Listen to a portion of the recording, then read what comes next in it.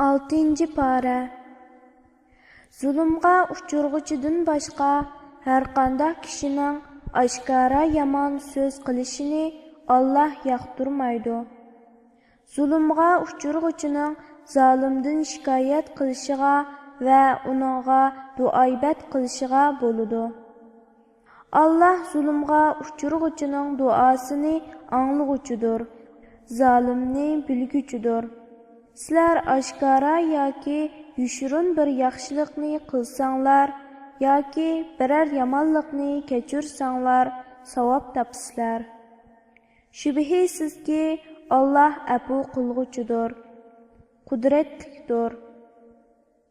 Shubhisizki Allahni va uning payg'ambarlarini inkor qilganlar Allah bilan uning payg'ambarlarining orasini Allah'a ishonib payg'ambarlarga ishonmaymiz deyish bilan ajrt etmekçi bo'lganlar, payg'ambarlarning ba'ziga ishonamiz, ba'ziga ishonmaymiz deguchilar uning, ya'ni iymon bilan kufrning orasida o'ttira yo'l tutmoqchi bo'lganlar.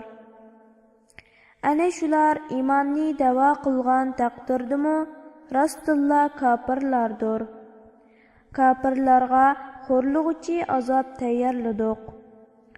Allah'a va uning payg'ambarlariga iymon etgan, ulardan hech birining orasini ajrt etmagan, ya'ni hammasiga iymon etgan kishilarga Allah ularning tegishli ajrlarini ato qiladi.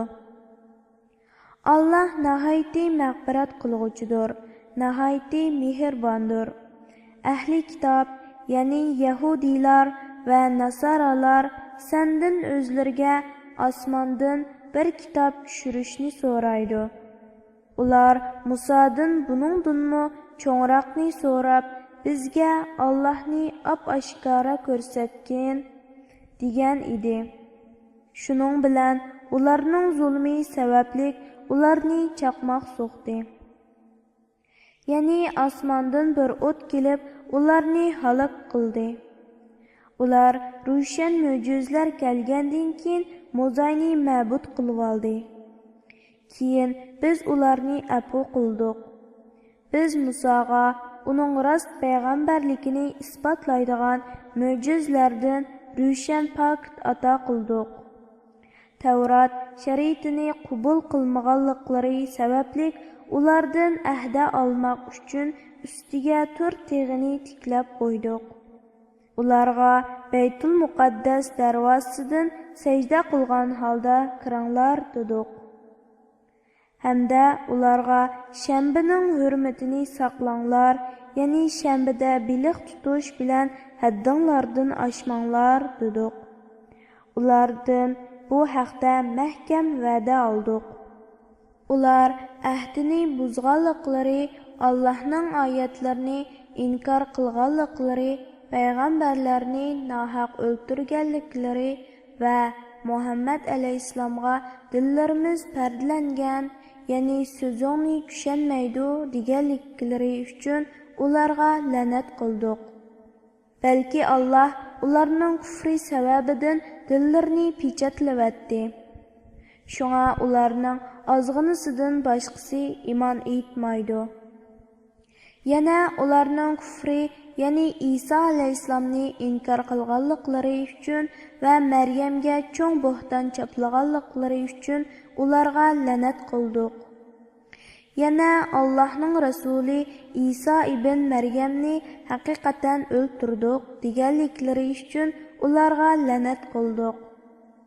Vaholanki ularning Isoni o'ltirgilmi yo'q, darg'a osqinimi yo'q, va lekin ularga shubha silindi.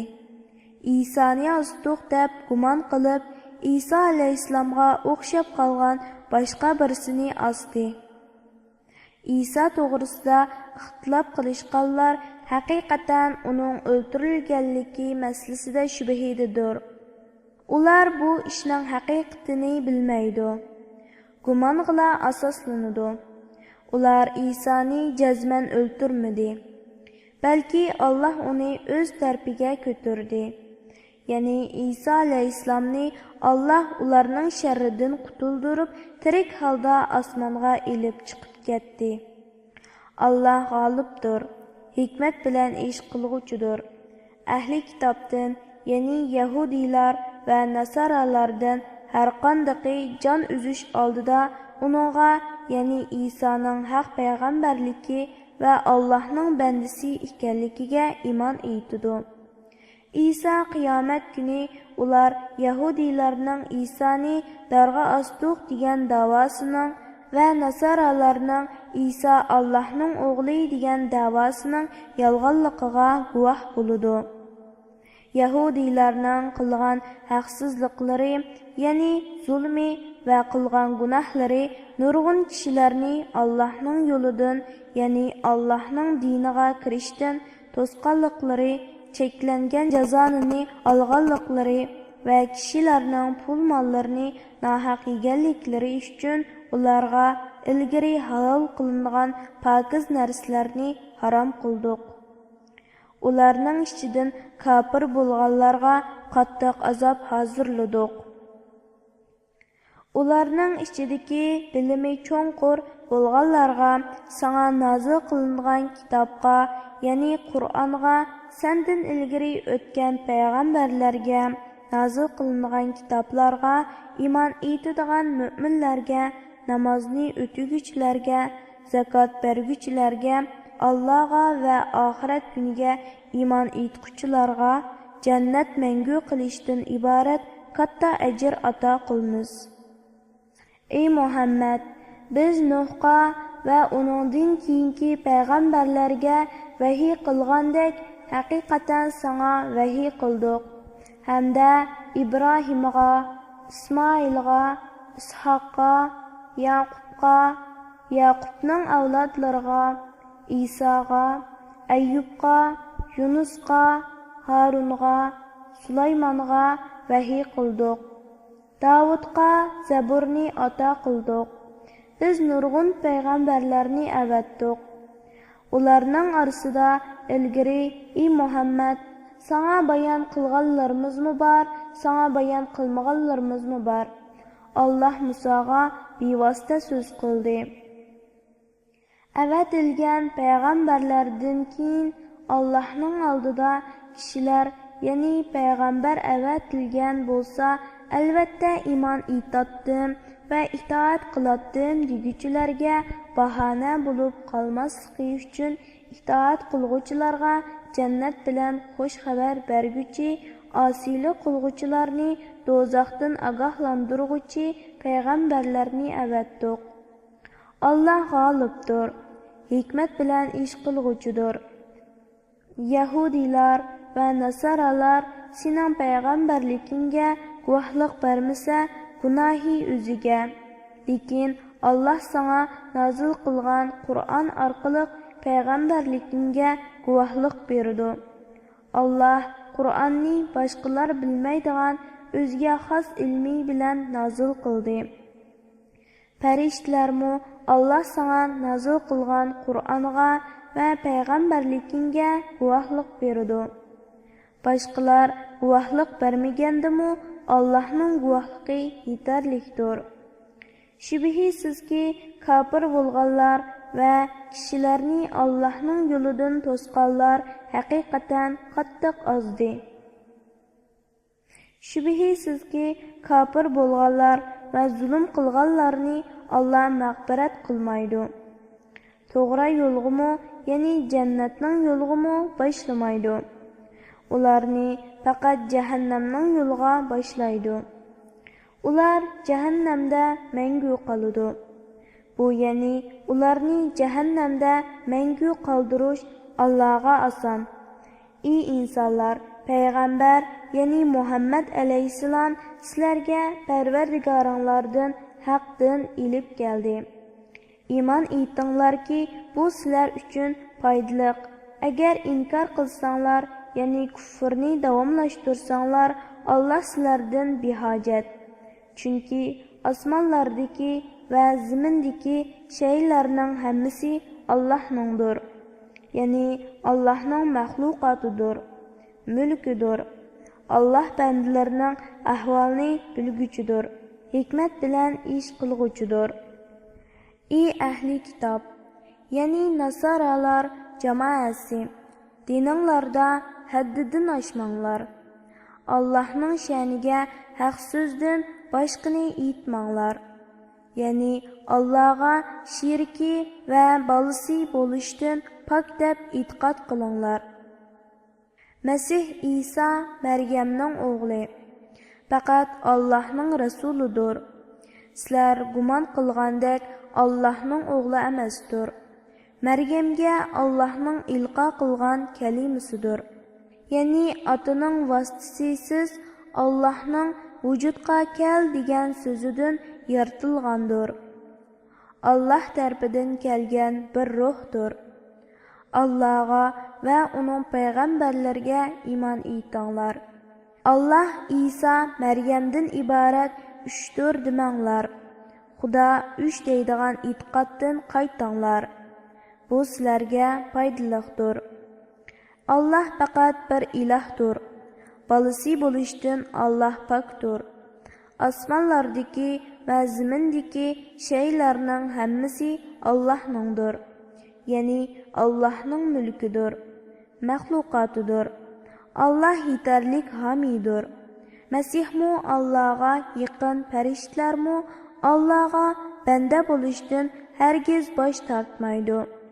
Kimlər ki Allah'a bəndiçilik qilishdan baş tartadigan və ko'ranglab ketadigan, bilsin ki Allah ularning hammasini qiyomat kuni hisob ilish va jazolash uchun o'z dargohiga to'playdi. Iman etgan va yaxshi amallarni qilganlarga kelsak, Allah ularning amallarining ajrini to'liq beradi. Ne'matini ularga oshirib beradi. Allah'a qulchilik qilishdan bosh tortgan va ko'ranglab ketganlarga kelsak, Allah ularga qattiq azob qiladi. Ular o'zlari uchun Allohdan boshqa Allah'ның azobidan qutuldiradigan hech qanday do'st va hech qanday madadkor topolmaydi. Ey insonlar, sizlarga Parvardigoringlar tarafidan shalliq mo'jizlar bilan kuchlantirilgan Muhammad alayhissalomdan iborat ochiq dalil keldi. Sizlarga ro'shan nurni, ya'ni Qur'onni nazil qildik.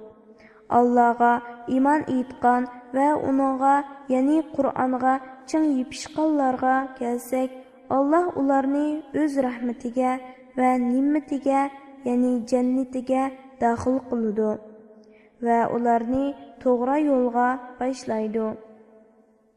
Ey Muhammad, senden ata-onasi, bolasi yo'q meyitning mirosi to'g'riliq fatvo so'rashdi. Aytqinki, Allah ata-onasi, bolasi yo'q kishi qoldirgan miros to'g'risida fatvo berdi. Agar bir kishi vafot bo'lsa, bolasi bo'lmasa, faqat bir hamshirasi bo'lsa, u tarakning yermini oladi.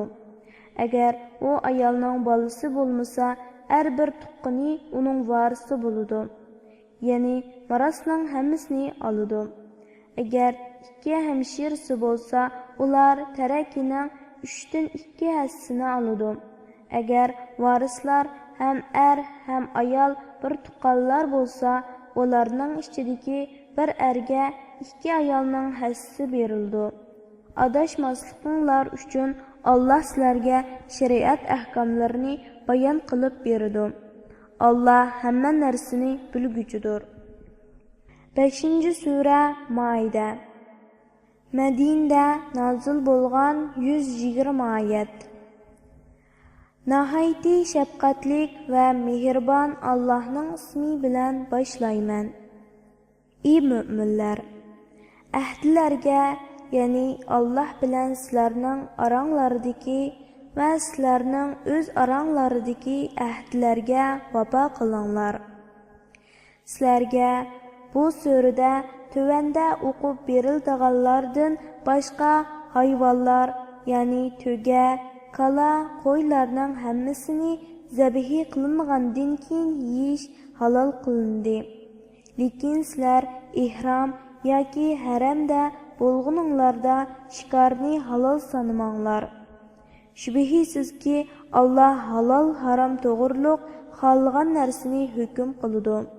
Ey mu'minlar, Allah'ның dinining alomatlarini, ya'ni hajda taatning belgisi hisoblangan ishlarni tark etish bilan shahri haromda urush qilishni, hadiyini, ya'ni Kabe'ga atalgan qurbonliqqa daxli ta'ruz qilishni, qalada, ya'ni hajda qurbonlik qilinadigan mol ekanligini bildirish uchun hayvonga isib qo'yilgan narsalarga cheqilishni, Parvardigorning fazilini va roziligini tilab Baytullohga haj uchun yoki umra uchun kelguchilarga cheqilishni halol sanmanglar. Ihromdan chiqqan chig'inglarda shikar qilsanglar bo'ladi. Biror qavm, ya'ni mushriklarning sizlarni Masjidi Harom ziyoratidan to'sqanlikdan iborat dushmanligi hargizmi sizlarning ularga cheqilishinglarga sababchi bo'lmasin. Yaxshi ishqa va taqvodorlikqa yordamlashinglar. Gunohga va zulmga yordamlashmanglar. Allohning azobidan qo'rqinglar.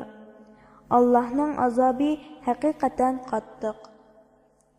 Sizlarga o'zi o'lib qolgan hayvon, qon, cho'shqa go'shi, Allohdan g'ayrining, ya'ni butlarning nomi tilga ilinib bo'g'izlangan hayvon, bo'g'ib o'ltirilgan hayvon, urib o'ltirilgan hayvon, igizdan yiqilib o'lgan hayvon, hayvonlar tarafidan usib o'ltirilgan hayvon, yiritquch hayvonlar yerib o'ltirib yegan hayvonning go'shini yeyish harom qilindi. Lekin yuqorqi 5 turlik hayvondan jini chiqmagan chaqda bo'g'izlaganlaringlar halol bo'ladi. Hamda butlarga ilib berilib, uning yinida bo'g'izlangan hayvonlar harom qilindi. Azlom, ya'ni jahiliyat davrida pol uchun ishlatiladigan 3 parcha yog'och bilan pol selishinglar harom qilindi. Bu gunohdir. Kafirlar bugun sizlarning dininglarni yo'qotishdan umidni uzdi. Ulardan qo'rqmanglar, mendan qo'rqinglar. Bugun sizlarning dininglarni butun qildim. Sizlarga ne'matimni tamomladim. Islom dinini sizlarning dininglar bo'lishga tanladim. Kimki ochliqda ilojsizlikdan gunohni maqsad qilmasdan harom qilingan narsalarni yesa gunoh bo'lmaydi. Allah mag'firat qilguvchidir. Bandalarga nihoyatda mehribondir. Ey Muhammad, ular sendan o'zlariga yemak ichmakdan nimalarning halol qilinganligini so'raydi. Aytqinki, sizlarga pok narsalar va it, qarchiga, qushqa o'xshash shikarga ugitilgan, sizlar Allohning o'zinglarga ugatgani bo'yicha ugatgan ovchi jonivorlarning shikar qilgan narsalari halol qilindi. Ularning sizlar uchun o'g'ligan narsalardan yanglar. Ovchi jonivorlarni shikarga qo'yib bergan chig'inglarda Allohning nomini yod qilinglar. Ya'ni bismillah danglar. Allohning amriga muxolifatchilik qilishdan saqlaninglar. Allah haqiqatan tez hisob olg'uchidir. Bugun sizlarga pok narsalar halol qilindi.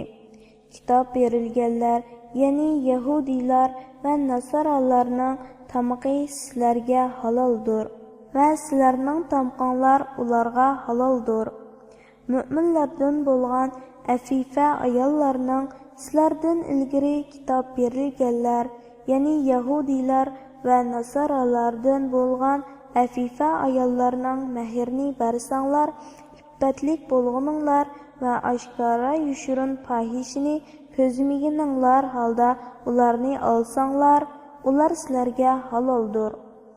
Kimki iymondan yinib oladi ekan yoki shariat ahkomlarini inkor qiladi ekan, uning amalining savobi yo'q chiqarildi. Oxiratda u ziyon tortquchilardan bo'ladi.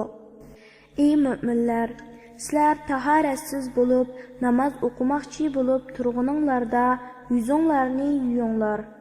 Qo'linglarni jaynikinglar bilan qo'shib yuvinglar. Beshinglarga mashi qilinglar. Putinglarni ho'shqinglar bilan qo'shib yuvinglar. Agar junub bo'lsanglar, qoqilinglar. Ya'ni g'usl qilinglar. Agar kasal bo'lsanglar, suv ziyon qildigan bo'lsa, yoki safar ustida bo'lib suv topolmasanglar, yoki sizlarning birsinglar hojatxonadan kelgan, ya'ni tahorat sundirgan bo'lsanglar, yoki ayollaringlar bilan yaqinchilik qilgandan keyin g'usli tahorat uchun suv topolmasanglar, pak tuproqda tayammum qilinglar. Uning bilan yuzinglarga, qo'linglarga mashi qilinglar. Allah sizlarga mushaqqatni xolmaydi. Lekin Allah shukr qilishinglar uchun sizlarni pok qilishni, islom shariatini bayon qilish bilan ne'matini sizlarga tamomlashni xohlaydi. Ey mu'minlar, Allohning sizlarga bergan ulug' ne'matini va sizlar bilan qilgan muahidasini aslanglar. Ayni zamonda sizlar angladik va itoat qildik degan edinglar. Allah'tan qo'rqinglar, ya'ni Allohga bergan ahdini buzishdan saqlaninglar. Allah haqiqatan bandalarning dillaridagi sirlarni bilguchidir. Ey mu'minlar, Allah'ning haqlarini ado qilishga tirishinglar. Adillik bilan guvohlik beringlar. Biror qavmga bo'lgan o'chmanlikinglar ularga adil bo'lmaslikinglarga sabab bo'lmasin. Düşmanlarga adil bulunlar. Bu yani ularga o'chman turib adil bo'lishinglar taqvodorlikqa eng yaqindir. Allohdan qo'rqinglar. Allah haqiqatan qilmishinglardan xabardordir. Allah iman etgan va yaxshi amallarni qilganlarga mag'firat va katta savob va'da qildi. Kafir bo'lgan va bizning oyatlarimizni yolg'onga chiqargan kishilar ahli do'zaxdir. Ey mu'minlar, Allohning sizlarga bergan, ya'ni sizlarni dushmaninglardan saqlaganlik ne'matini aslanglar. Ayni zamonda bir jamoa sizlarga qo'llarini uzatmoqchi, ya'ni sizlarni o'ltirmoqchi bo'lgan edi. Alloh ularning qo'llarini sizlardan to'sdi. Ya'ni sizlarni ularning ziyonkashlik qilishidan saqladi. Allah'ning amrini o'rinlash, man'i qilgan ishlaridan chekilinish bilan qo'rqinglar. Mu'minlar Allohga tavakkul qilsin. Shubhisizki Allah İsrail avlodidan mahkam ahda oldi. Ularning orasidan, ya'ni 12 aymoqning har birisidan birdan 12 boshliqni kepillik uchun jabbarlarga, ya'ni amalaqalarga avatdiq. Hamda Allah, men sizlarga yordam berman, ey Isroil avlodi, Allah bilan qasamki, agar sizlar namozni ta'dil arkan bilan o'tsanglar, zakot bersanglar, payg'ambarlarimga iymon etsanglar va ularga yordam bersanglar, Allohga qarzi hasana bersanglar, ya'ni Allohning yo'lida pul millionlarni sarf qilsanglar, albatta sizlarning gunohinglarni yo'qqa chiqaraman. Sizlarni albatta ostidan o'stanglar eqib turadigan jannatlarga kirgizman.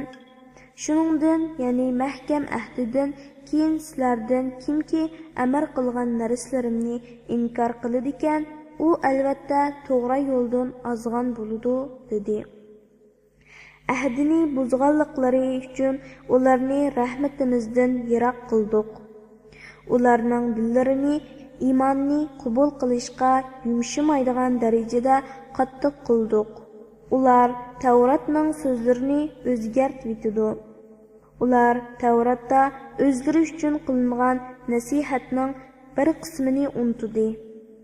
Ey Muhammad, ularning ozg'inisidan boshqasining xiyonat qilganligini bayqab tursan.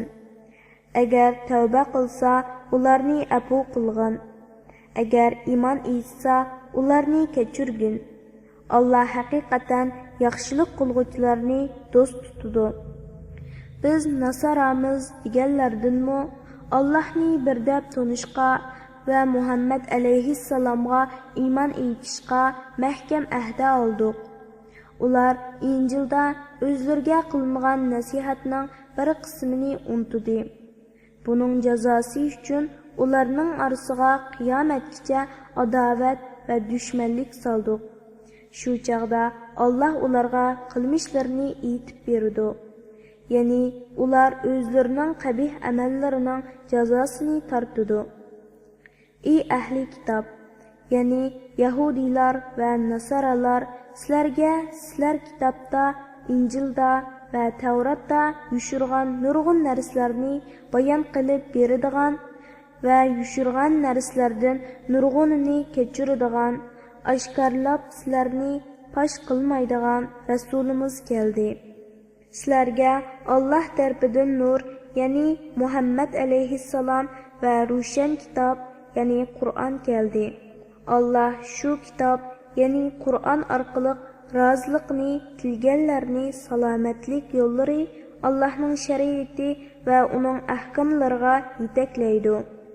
İradisi bo'yicha ularni kufri qorong'uligidan iymonning nurga chiqaradi va ularni to'g'ri yo'lga hidoyat qiladi. Maryam o'g'li Masih, ya'ni Isa Allohdir degan kishilar, ya'ni Nasaralarning bir firqasi haqiqatan kafir bo'ldi.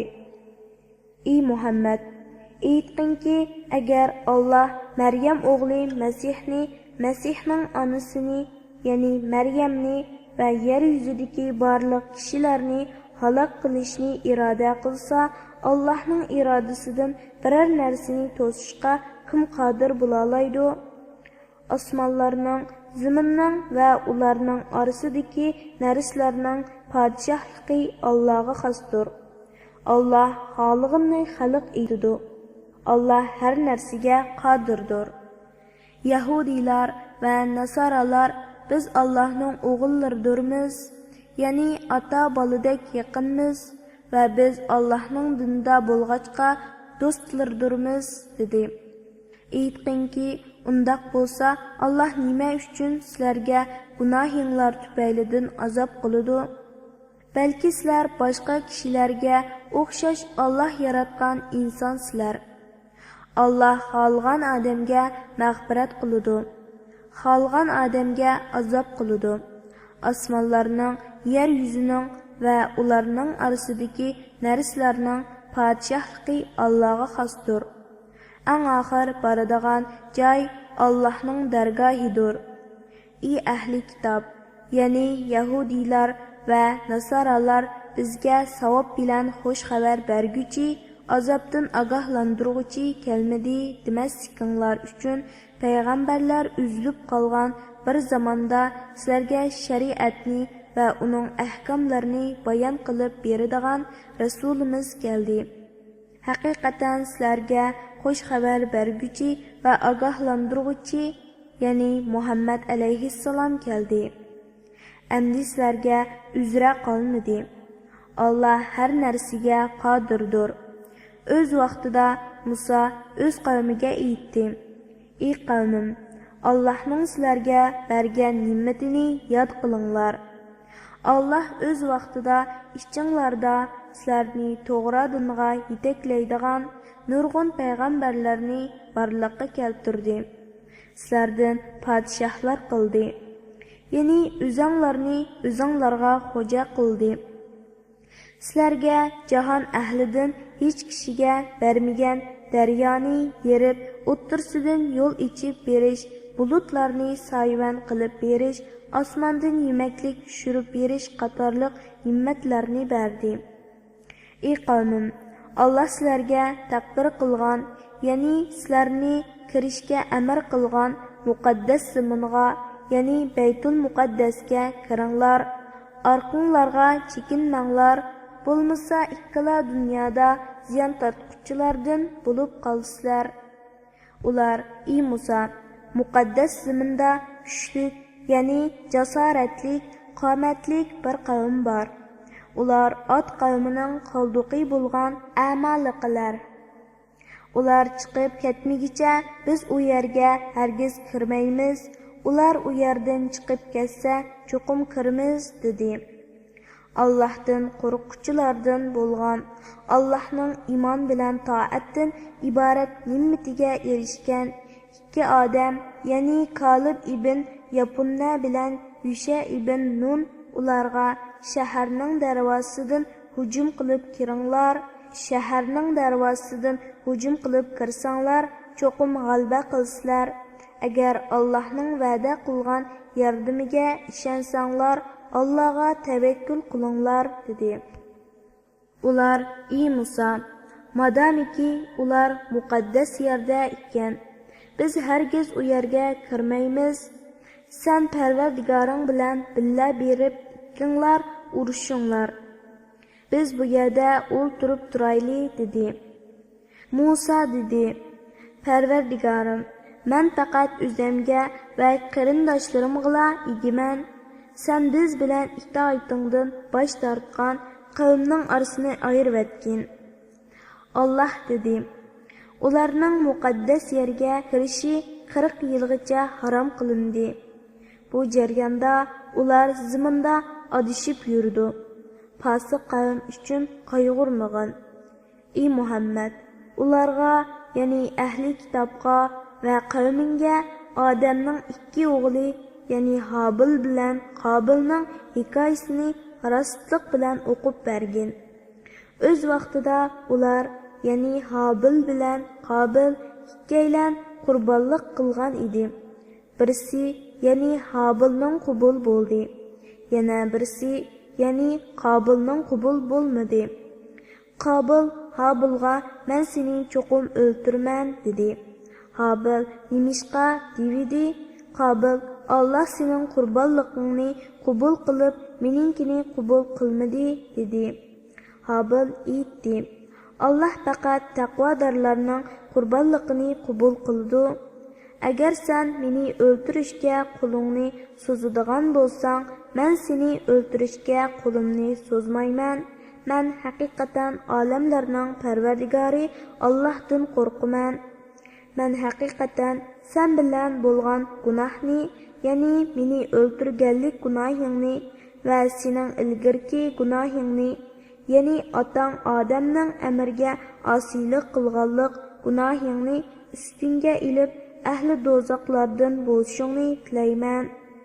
Kishilarga zulm qilguvchilarning jazosi shudur." U, ya'ni Qobilning nafsi uningga qarindishini, ya'ni Habilni o'ltirishni chiroyli ko'rsatdi.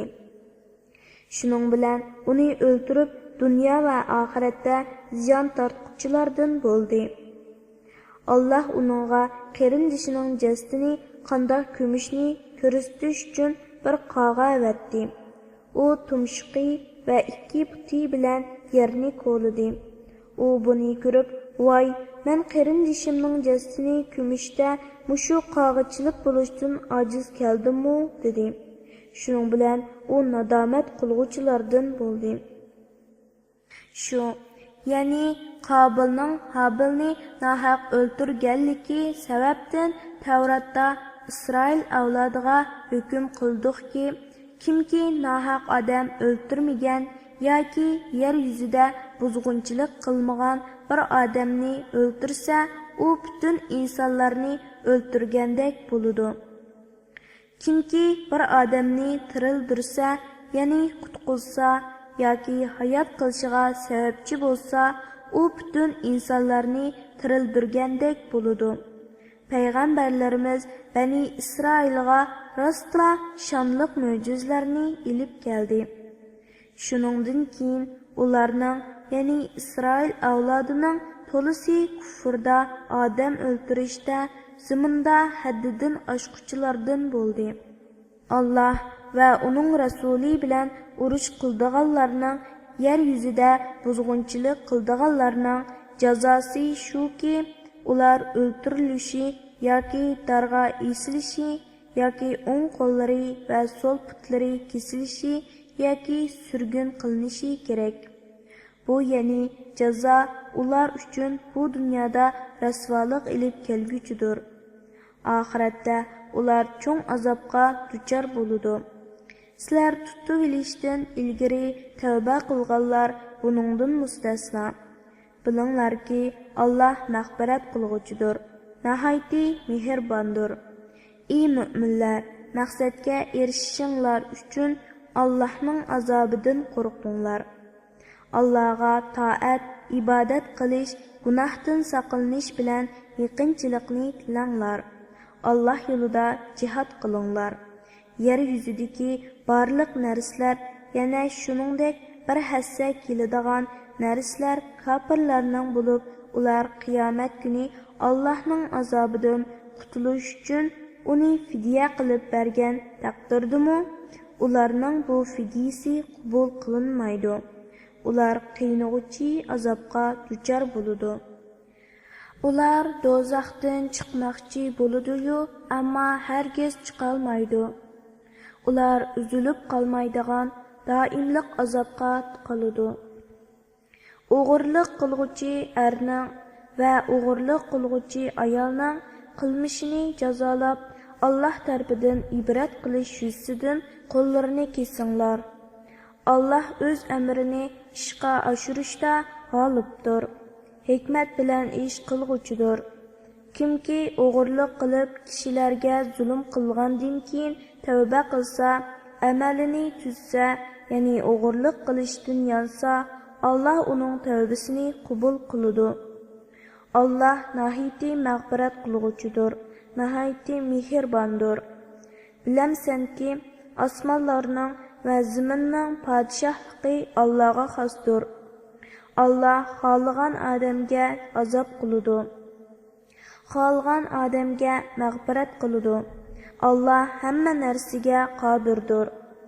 Ey payg'ambar, dillarida ishonmay, og'izlarida iymon etdik deb qo'ydiganlar, ya'ni munofiqlardan va yahudiylardan kufrga fursat topsa, kufrni izhor qilishga aldiraydigan kishilar seni g'amkin qilmasin. Ular ahborlari to'qilgan yolg'onga quloq soladi. Sana kelmagan, ya'ni o'shlik qilib sening suhbatingga hozir bo'lmagan boshqa bir qavmga, ya'ni Qaybar yahudiylarining so'ziga quloq soladi. Ular Tavratning so'zlarini joylaridan o'zgartirdi. Ya'ni Allohning ahkomlarini boshqalarga almashtirdi.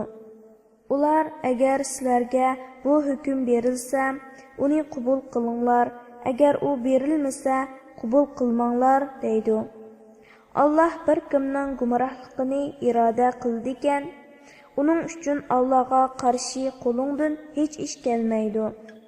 Ya'ni hech odam uningdan gumrohlikni dab'i qilishga qodir bo'lolmaydi. Dillarni qilmishi qabih bo'lganlikdan kufrdan pok qilishni Alloh xohlamagan kishilar ana shulardir. Ular dunyoda rasvolikqa, oxiratda cho'ng azobga qoladi. Ular yolg'onga quloq solg'uchilardir. Para va jazoniga o'xshash haromni yeguchilardir. Ey Muhammad, agar ular sening oldinga davolashib kelsa, ularning orasida hukm qilib qo'ysang yoki uni rad qilsang bo'ladi. Ya'ni ularning orasida hukm chiqarish yoki ulardan yuz o'rish sening ixtiyoring. Agar ularni rad qilsang, ular sana qilcha ziyon yetkazolmaydi. Chunki Alloh seni kishilarning sharridan saqlaydi. Agar ularning orasida hukm qilsang, odillik bilan hukm qilgin. Alloh haqiqatan odillarni do'st tutadi. Ularning yinida Allohning hukmini o'z ichiga olgan Tavrat tursa, ya'ni Tavratdagi hukmlarni ko'rib turib amal qilmay vassa, ey Muhammad, qandaqcha seni hukm chiqarishga taklif qiladi? Andan keyin, ya'ni haqiqat oshkora bo'lgandan keyin sening hukmingdan yuz o'raydi. Ana shular Tavrat qumi sangmu ishonmaguchilardir. Biz haqiqatan Musoga Tavratni nozil qildik. Tavratda to'g'ri yo'lga yetaklaydigan hidoyat va nur bor. Allah'ның hükmüge boysungan peygamberler Yahudiler arasında Tevrat bilen hüküm kılıdı. Yahudilarning zahidlari va o'lmalarmu o'zgartishdan saqlashga buyurilgan kitobulloh, ya'ni Tevrat bo'yicha hukm qiladi. Ular Tevratni o'zgartishdan saqlashga nazoratchi edi. Ey Yahudilarning o'lmalari, kishilardan qo'rqmanglar, mendan qo'rqinglar. Mening oyatlarimni oz pulga tegishmanglar. Ya'ni pul, mal, mansab va para uchun oyatlarimning hukmini o'zgartirmanglar. Kimlarki Allah nazil qilgan oyatlar bo'yicha hukm qilmaydi ekan, ular kafirlardir. Ular, ya'ni Isroil avlodiga Tevratda shundoq belgiladiki, jonga jon, ya'ni nahaq odam o'ltirgan o'ltirildi. Ko'zga ko'z, ya'ni kishining ko'zini nahaq qo'yib etgan odamning ko'zi qo'yib etildi. Burunga burun, ya'ni kishining burnini nahaq kesganning burni kesildi. Quloqqa quloq, ya'ni kishining qulqini nahaq kesganning quloqi kesildi. Tishqa tish, ya'ni kishining tishini nahaq to'kkanning tishi to'kiladi. Va kishini qandoq yardar qilgan bo'lsa, shundoq yardar qilinish bilan qisos ilinadi. Kimki jinoyatchini afu qilsa, ya'ni uningdan qisos olmasa, bu uning gunohiga kafforat bo'ladi. Allah nazil qilgan oyatlar bo'yicha hukm qilmaydigan kishilar zolimlardir. Ularning, ya'ni Bani Isroil payg'ambarlarining orqasidan o'zdan ilgari nazil qilingan Tevratni, ya'ni uning Allah tarafidan nazil qilinganligini e'tirof qiluvchi İsa ibn Maryamni avatdiq. Uningga hidoyat bilan nurni o'z ichiga olgan Injilni ato qildik. Injil o'zidan ilgari nazil qilingan Tevratni e'tirof qilguchidir, ya'ni uningga muvofiqdir. Taqvodorlarga hidoyat va pandi nasihatdir. Ahli Injillar, ya'ni Nasaralar, Allah Injilda nazil qilgan ahkomlar bo'yicha hukm qilsin. Allah nazil qilgan oyatlar bo'yicha hukm qilmaganlar fosiqlardir. Ey Muhammad, biz sana o'zdan ilgirki samoviy kitoblarni e'tirof qilguvchi va ularga shohid bo'lguvchi haq kitobni, ya'ni Qur'onni nazil qildik. Ey Muhammad, ularning orasida Allah sana nazil qilgan Qur'on ahkomi bo'yicha hukm qilgan. Sana kelgan haqdan burilib, ularning nafsi xohishlarga ergashmagan. Ey ummatlar, sizlarning har biringlarga bir xil shariat va ochiq yo'l tayin qildik. Agar Allah xohlasa, albatta sizlarni bir ummat qiladi. Ya'ni butun insonlarni bir dinda qiladi. Lekin Allah sizlarga bergan shariatlar borasida sizlarni sinash uchun ko'p ummat qilib ayirdi. Yaxshi ishlarga oldiranglar. Hammanglar Allohning dargohiga qaytsizlar. Sizlar ixtilof qilishgan narsalarni, uning qaysi haq, qaysi nohaq ekanligini Allah sizlarga aytib berdi. Ular, ya'ni Yahudilar va Nasaralarning orasida Allah sana nazil qilgan Qur'onning ahkomi bo'yicha hukm qilgan. Ularning nafsi xohishlarga ergashmagan. Ularning Allah sana nazil qilgan Qur'onning bir qismidan seni voz kechirishidan saqlangan. Agar ular Allah sana nazil qilgan hukmdan yuz o'rsa, ey Muhammad, bilginki ularning bir qism gunohlari tufaylidan Allah ularni jazolashni iroda qiladi. Shak shubhisizki kishilardan nurg'uni fosiqdir. Ya'ni Parvardigorning toatidan bosh tortib, haqqa xiloflik qilib, gunohga cho'mguchilardir. Ular jahiliyat davrining hukmini talab qilamdi. Allohga chin ishongan qavmning nazarida hukmda Allohdan adil kim bor? Ey mu'minlar, Yahudi va Nasaralarni do'st tutmanglar. ular bir-birini do'st tutadi. Sizlardan kimki ularni do'st tutadigan, umu ana shulardan sanaladi. Allah zalim qavmni haqiqatan hidoyat qilmaydi. Dillarida kasallik, ya'ni munofiqlik barlarning zaman o'zgarib kofirlar zafar topsa, o'zimizga bir falokatchilik kelishdan qo'rqimiz deb ular bilan do'st bo'lishga aldirganligini ko'rsan. Allah Rasulullohga, musulmonlarga g'alaba, ya'ni Makkani fath qilishni ato qildi. Yoki bir ishni, ya'ni ularning munofiqligini fosh qilishni maydonga keltirdi va ko'nglida yushurg'ini, ya'ni mu'minlarning dushmanlarini do'st tutganligi uchun ular nadomat chekidi. Bu munofiqlarning musulmonlarga qilgan hiyla mikri fosh qilinganda mu'minlar bir-biriga sizlar bilan cho'qim billa ekanliklariga Allah nomi bilan qattiq qasam ichishganlarmi, shu kishilarmi deydi. Ularning, ya'ni munofiqlarning qilgan amallari bekor bo'ldi. Ular dunyo va oxiratda ziyon tortquchi bo'ldi.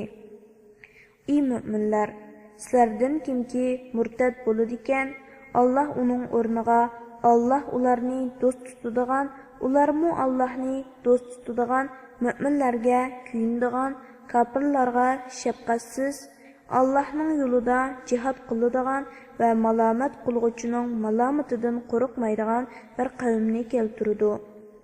Bu, ya'ni yuqoridagi sifatlar bilan sifatlanish Allohning fazlidirki, Allah uni bandalaridan xohlagan kishiga berdi. Allahning fazli kengdir. Allah hammani bilguchidir.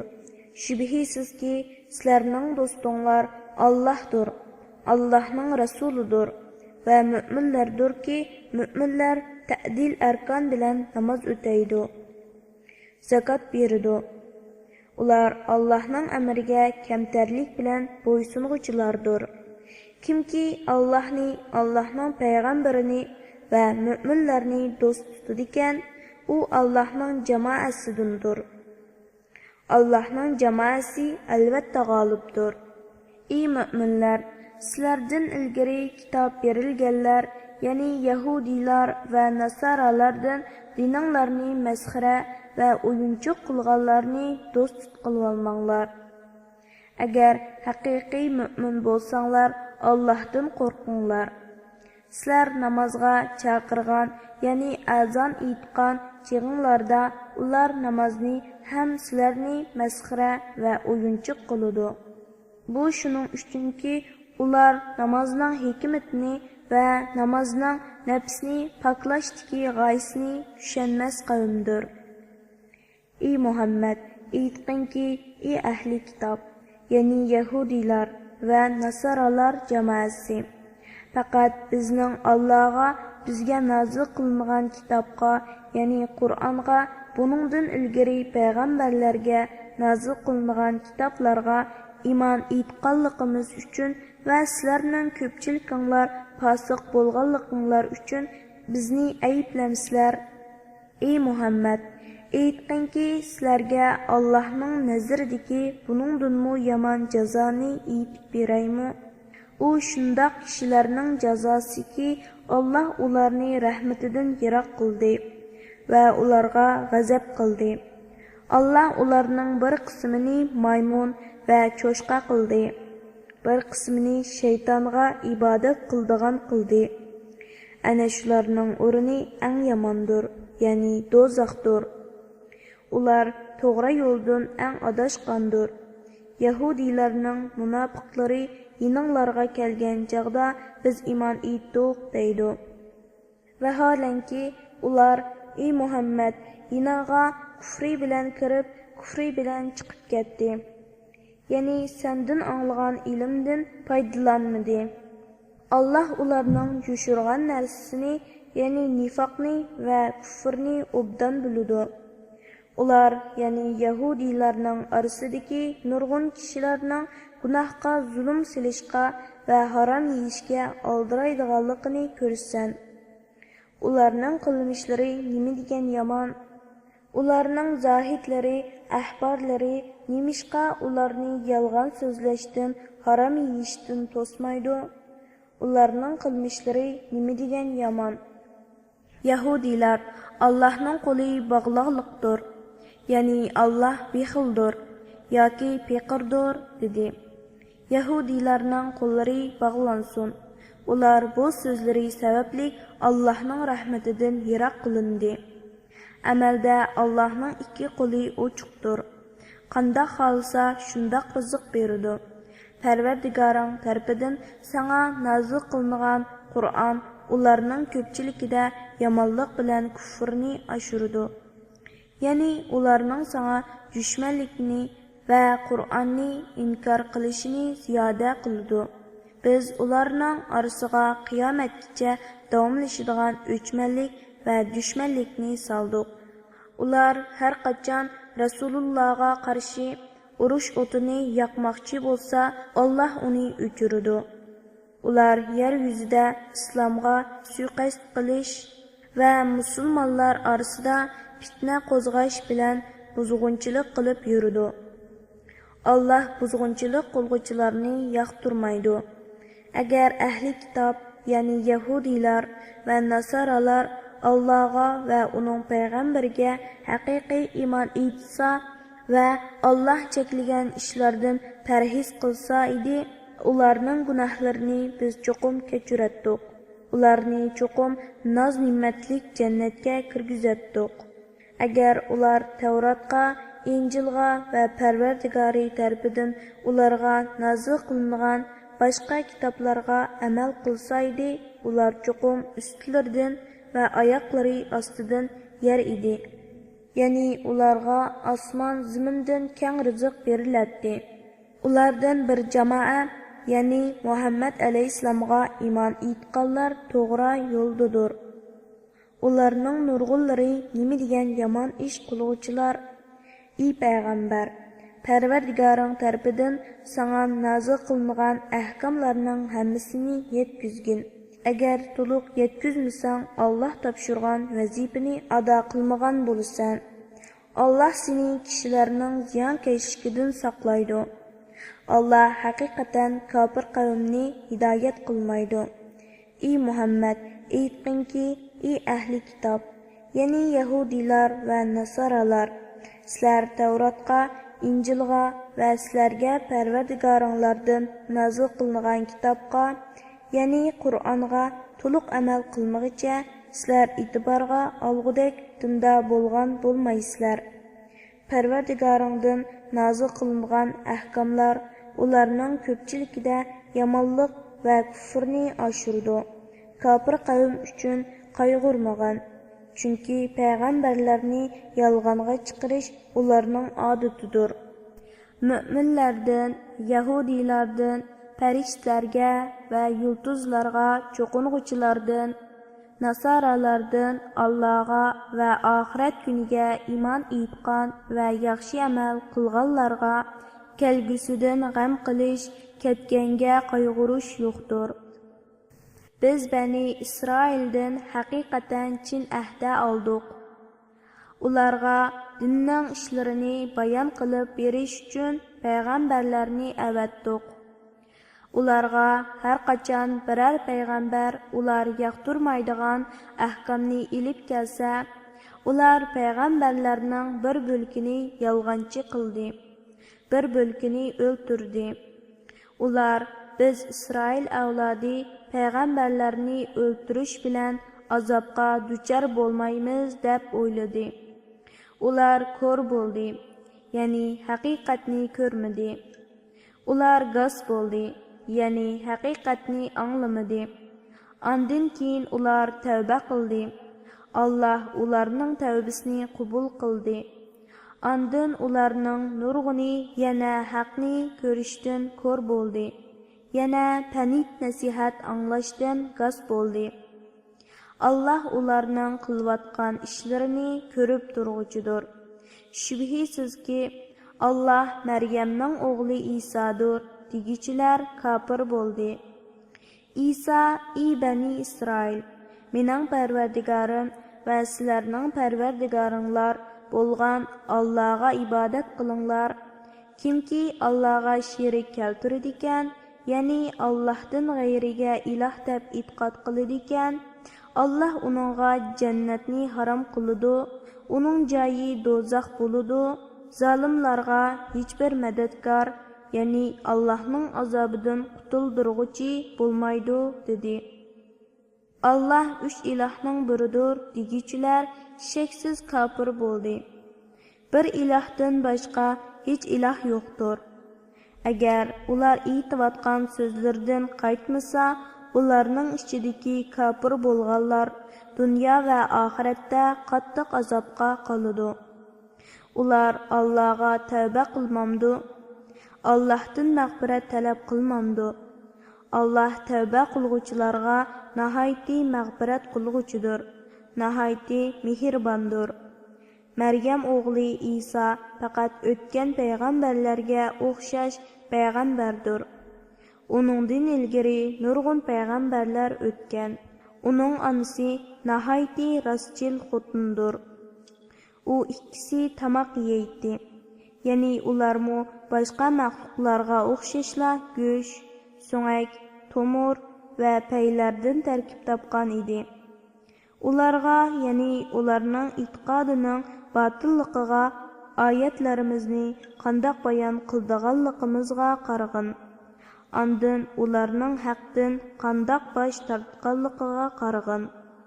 Ey Muhammed, sizlar Allohdan boshqa sizlarga foyda, ziyon yetkazishga qodir bo'lolmaydigan narsalarga cho'qinamsizlar degin. Allah bo'lsa so'zinglarni anglab turg'uchidir, ahvolinglarni bilib turg'uchidir. Ey Muhammed, ey ahli kitob, ya'ni Yahudilar va Nasaralar, dininglarda haqsiz ravishda chekdan eshib ketmanglar. Ilgari o'zlari ozgan nurg'un kishilarni ozdirgan va to'g'ri yo'ldan adashgan qavmning nafsi xohishlariga ergashmanglar degin. Bani İsrail'den kafir bo'lganlarga Davudning va Maryam o'g'li İsa'ning tili bilan, ya'ni Zaburda va Injilda la'nat qilindi. Bu ya'ni ularning la'natga uchrashi, ularning asiylik qilganliklari va haddidan eshib ketganliklaridan bo'ldi. Ular o'zlari qilgan yomon ishlardan bir-birini to'smaydi. Ularning qilmishlari nima degan yomon? Ular, ya'ni Yahudilarning ichida nurg'unlarining kafirlarni, ya'ni Rasulullohni va musulmonlarni o'ch ko'rish yuzidan mushriklarni do'st tutganligini ko'rsan. Ularning o'zlari uchun oldin tayyorlagan amallari nima degan yomon?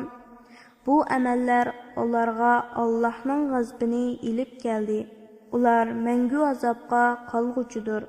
Agar ular Allohga, payg'ambarga va payg'ambarga nozil qilingan kitobga iymon etsa edi, kafirlarni do'st tutmaydi.